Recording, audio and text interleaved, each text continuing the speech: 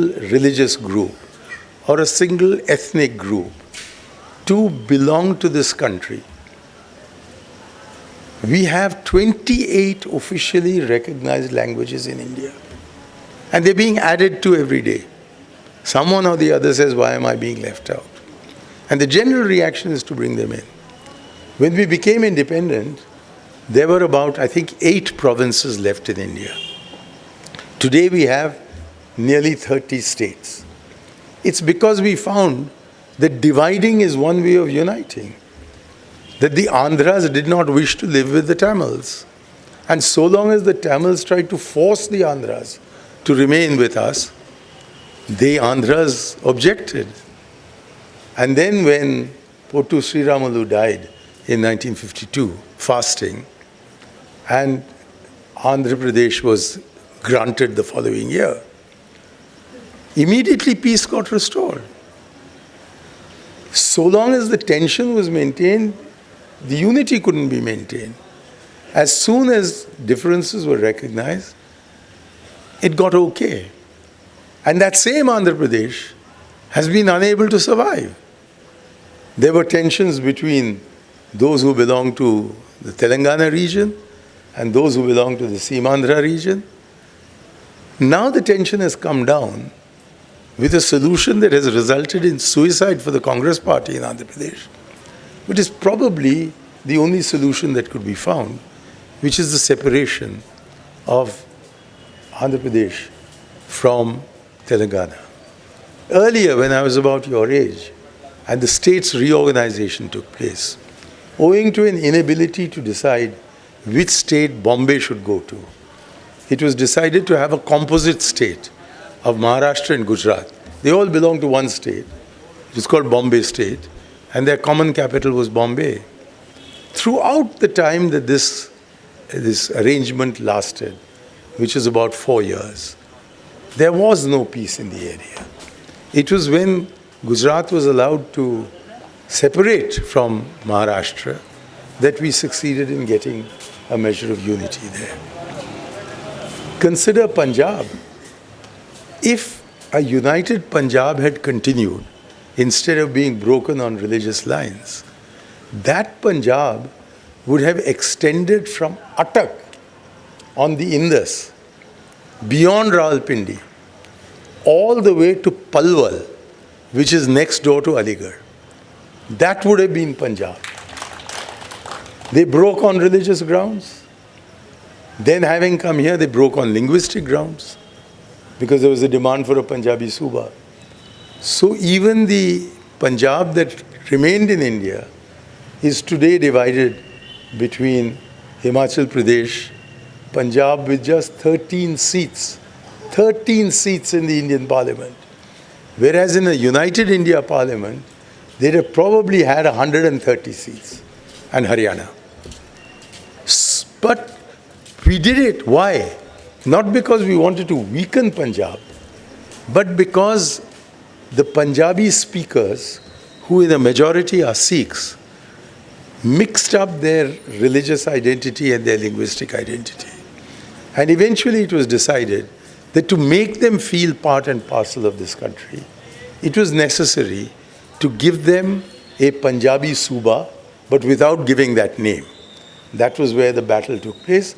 Ultimately, the state of Punjab was granted, and today they live in perfect harmony with both Haryana and Himachal Pradesh. So the genius of our democracy is saying that if there is a demand based on identity, please concede it. If you don't concede it, then the person who is affected will start wondering whether it's worthwhile belonging to the larger entity. In this context, I feel very, very sad about the controversy that is going on regarding your university. It is evident, even from the name of your university, the Aligarh Muslim University, that this is an institution that was initially conceived and since has been run as a privileged institution for the Muslim minority. Now we've got many universities. I would suggest every single university in India has Muslim students. Which is the university in India which doesn't have Muslim students? Perhaps out in Arunachal Pradesh, where there are very, very few Muslims, they may have the Rajiv Gandhi University there with none or very few Muslim students. But everywhere else there are Muslim students. So it is not in order that Muslims may have access to education, but in order to give the Muslim community a sense of ownership, a sense of identification with a school that was started specifically for them, which then became a college, and then became a university, and then was incorporated as a central university under entry 63 of the Union list, that we have reached the position that we have reached today. This is a university that has never denied admission to non-Muslims. So the fact that it is called a Muslim university does not make it a sectarian university. This is not a Devbandi institution that won't accept a Barelvi. This is an institution which has its origins in a revolutionary thought that came to Sir Syed Ahmad Khan in the immediate wake of the First War of Independence, which was a war in which Muslim political power in India, which had at that stage lasted for 666 years continuously, from Muhammad Ghori becoming the first Sultan of Delhi in 1192 AD to Bahadur Shah Zafar being exiled in 1858. That's a period of 666 years. And Sir Syed said that you can't hark back to the past. The Mughal era is over. And with the Mughal era over, should the Muslim community become politically and administratively disenfranchised? Or should it accept that the British power has come and it is essential for us to have a Western education in order to make our way as a community in this new India? And at the same time, he said that instead of advocating that the Muslim, especially the upper class Muslim elite, go into Western colleges like the one I studied in, St. Stephen's College, he said that we need as a community to also have theological training. And the only place where we can combine Western education with theological teaching is a university that is created in the name of Muslims for the Muslims, but for Muslims as Indians, and therefore is open to non-Muslims. Now this is the key issue, not legal arguments over whether the word establish means this or means that. I'm afraid what has been happening has been a play with words by lawyers and judges, not respecting the fundamental fact that if you can have a Banaras Hindu university without being majoritarian, why can you not have an Aligarh Muslim university without it being called Tushtikaran or appeasement? This is a university that has grown out of a modern Muslim consciousness.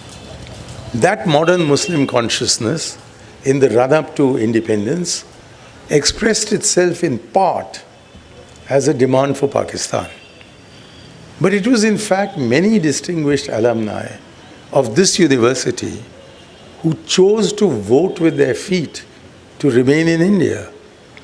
The net result is that today there are probably more Muslims in India than there are in Pakistan. It is as impossible to conceive of India in the 21st century without Islam as it is to conceive of Islam without India. Islam and the Muslim community are an integral part of our nation.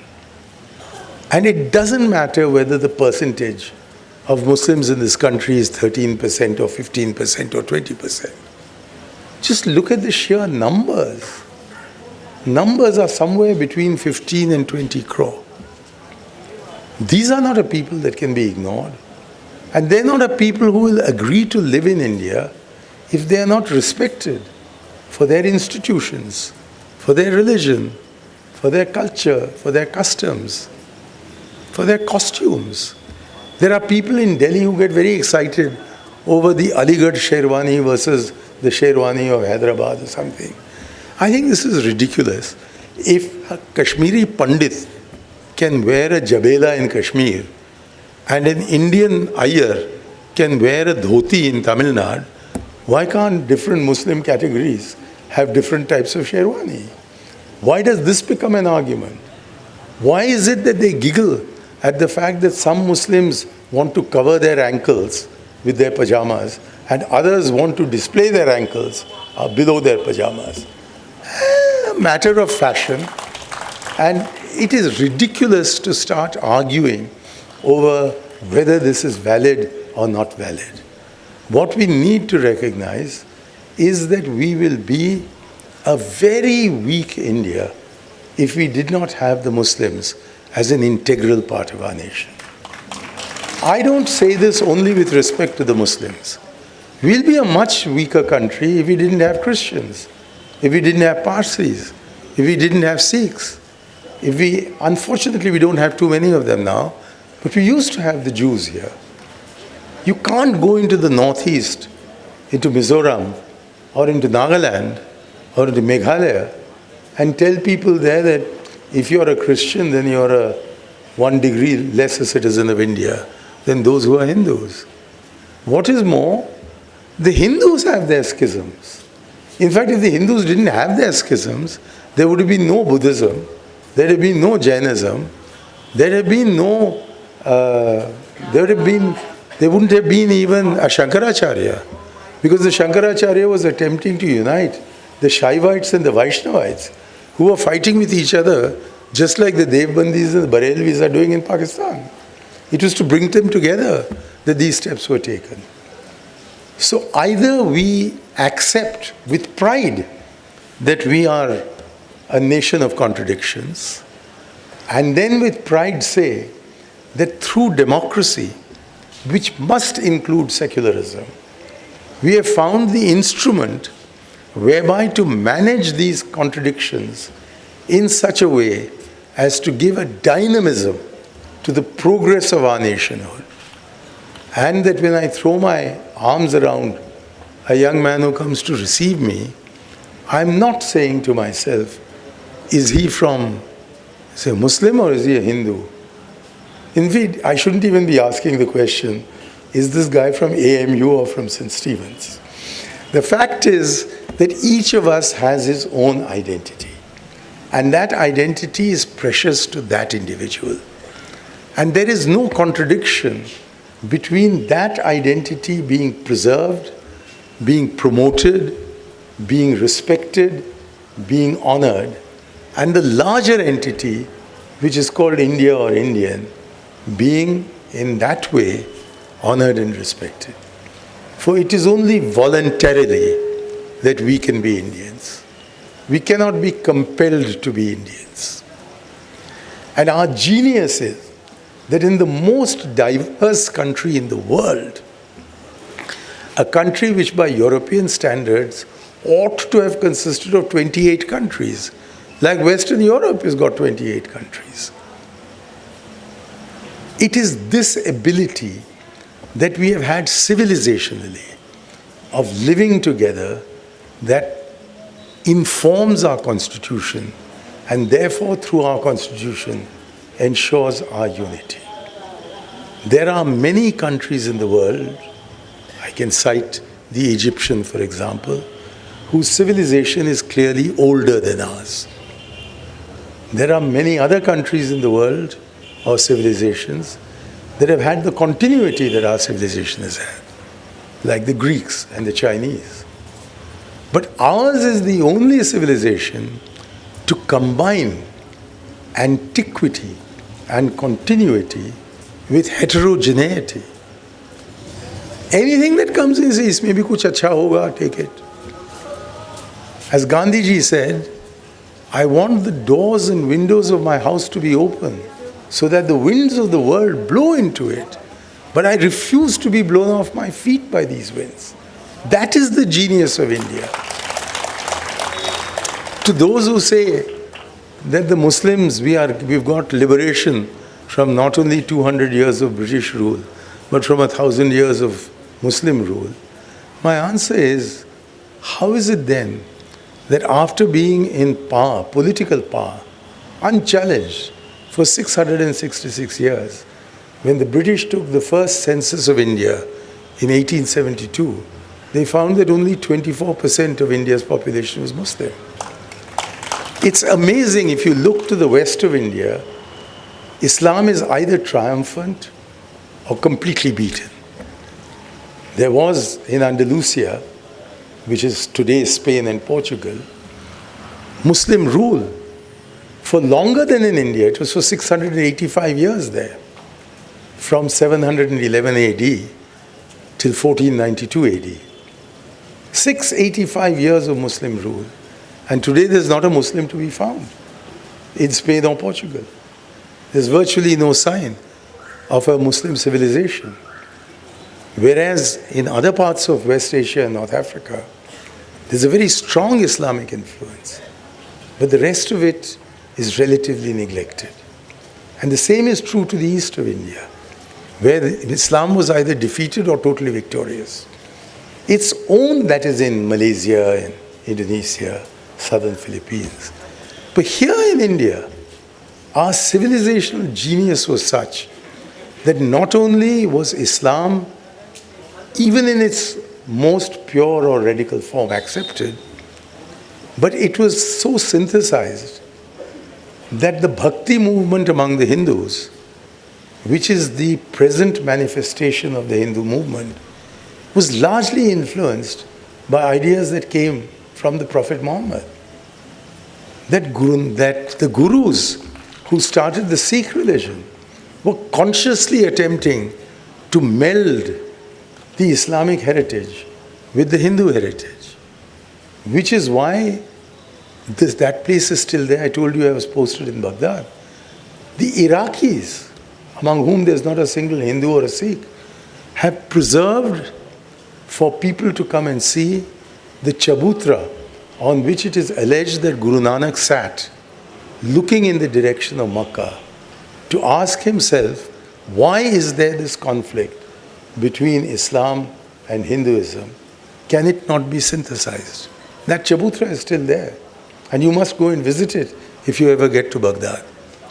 And that is how a pir was invited to lay the foundation stone of the Golden Temple in Amritsar. That is the extent to which we are together. The qawwalis that we hear, in which other Muslim country is music permitted, except in South Asia? And is there not a connection between the bhajan and the qawwali? We've been picking up from each other. And we've been picking up from each other in language, in culture, in cuisine. I remember when the first Annapurna was started on Janpath in New Delhi in 1952. My father was so proud of South Indian food being served in the capital of India that he invited his North Indian friends to come and partake of their first South Indian tiffin. And they looked bewildered at the masala dosa and said, "Ye kya hai sahab?" And he, to explain to them, he says, "Ye ek madrasi omelette hai." That was how the masala dosa was introduced today. I've been to Nathula, and what was I offered as a snack there? They offered me idlis, they offered me vadas, they offered me masala dosa. Nobody suggested that I can only eat momos in Sikkim. We are interacting with each other. And this move that the Aligarh Muslim University was contemplating of opening centers of excellence in 5 or 6 different places, including Malappuram in Kerala, has, I think, unfortunately, tragically, shamefully, been brought to a stop by Smita Irani, who has issued an order saying, don't move further until the court decides. This is anti-Indian. I think such moves are anti-national. But I'm not going to say so because those words have been captured by the other side. And they're trying to make out that unless you are a great believer in breaking masjids and converting everybody through garwa vapsi and love jihad and all these comical things, that you can't be a true Indian. An Indian, and with this I end my words, an Indian is a person who is secular. And a person who is secular has the utmost respect for the beliefs that he does not hold. That is what is secularism.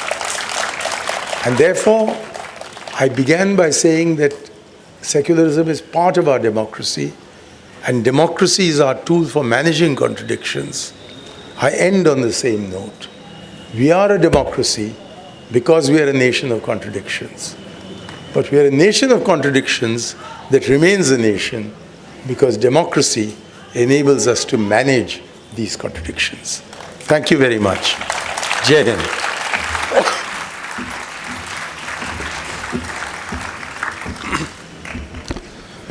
Thank you, sir, for those enlightening words of yours. You really painted a wonderful, multicultural, inclusive idea of India as opposed to the recent majoritarian